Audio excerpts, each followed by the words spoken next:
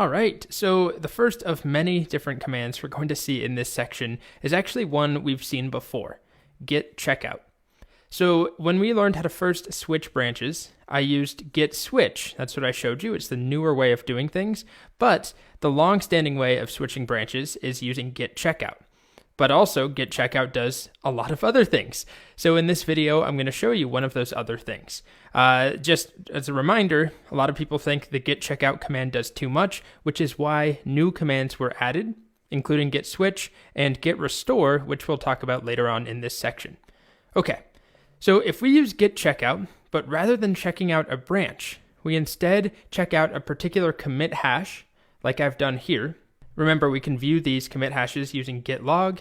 If we run this command, git checkout, and then a commit hash, something quite peculiar happens. We're going to see this message that sounds very bad, detached head. You are in detached head state. You can look around, make experimental changes and commit them, and you can discard any commits you make in the state without impacting any branches by switching back to a branch. Okay. So first of all, that sounds horrible, detached head. It's not a bad thing. We'll talk about what exactly it means, but first I want to demonstrate this. So I'm going back to our first little repo, the Great Gatsby novel that I'm writing, my first novel. If you recall, we just have a single branch. I'm on master, so that's all that we have. And we have a bunch of commits. Let me do one line here. So we started with an outline, and then I did chapter 1, and then I split chapter 1 into two, chapter 1 and chapter 2. Then I renamed the character of Gatsby to Catsby, and then I added a mood board, and I did a bunch of other stuff. Well, let's say I want to go back in time to when, I don't know, what would a good place be? Maybe when I renamed Gatsby to Catsby. So I want to undo that, or at least I want to see what things looked like back then. Right now, in my files, there is no Gatsby. It's Catsby here. If I look at, the characters file, where are you? Here we are, J Catsby, chapter 1. If I did a search, we would find Catsby in here and not Gatsby. There we are. All right, so if I want to undo that, I want to go back in time. I can take this commit hash, which this is actually the abbreviated version. It's the first 7 digits for each one of these commits, and that's really all that git needs. But I could also provide the entire thing if I just did git log and didn't do the abbreviated versions. So I could scroll down and find this commit hash here, or just provide the first 7. 1, 2, 3, 4, 5, 6, 7.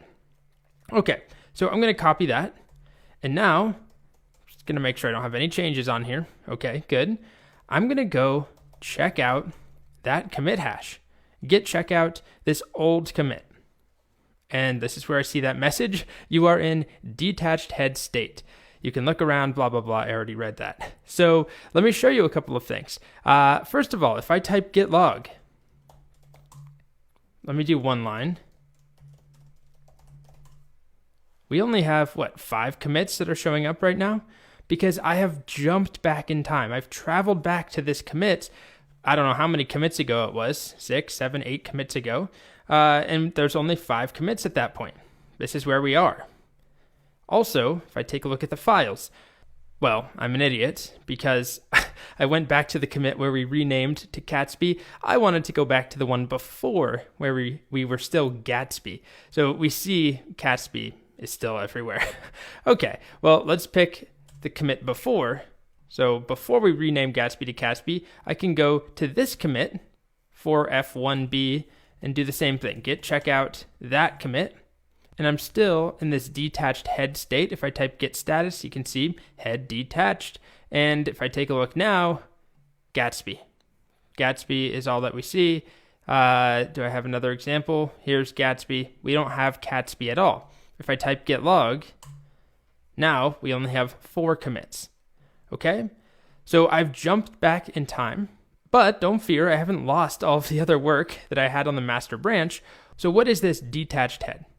Well, as we've learned earlier, but I'm just going to review, normally head points to a particular branch reference. Are you on master? Are you on bug fix or new feature, whatever branch you're on? Head points to the branch reference. And then the branch reference itself points to the tip of a branch, the most recent commit on a branch. So if I'm on the master branch, head points to master, and master points to some commit. If I make a new commit, master updates to point to that new commit, but head still points at master, right? Head is still just pointing at that branch. If I switch branches, I go to bug fix, head switches to bug fix, but head is still pointing to a branch. And that's really the main takeaway so far. Head usually refers to a particular branch reference. It does not refer to a commit. Head is not pointing at this commit or that commit. Head is referring to the branch that we're on, and the branch reference points to a commit. So now back to this detached head thing. Look at all those detached heads. I manually detached those just for this slide. Anyway, now when we check out an earlier commit, what we're doing is actually changing head to refer to a commit. So in this case, I'm just going back one commit. Head points directly at that commit, not at a branch reference. So it's kind of a weird state. It is not normal. It's not bad, but we can't always do the same things that we could do if we were on a branch. So we're not on a branch. We're just floating around. We're a detached head. So I can just quickly show you what this looks like. If you recall, I actually showed that we can look at head inside of this .git directory, which is where all the Git stuff is stored.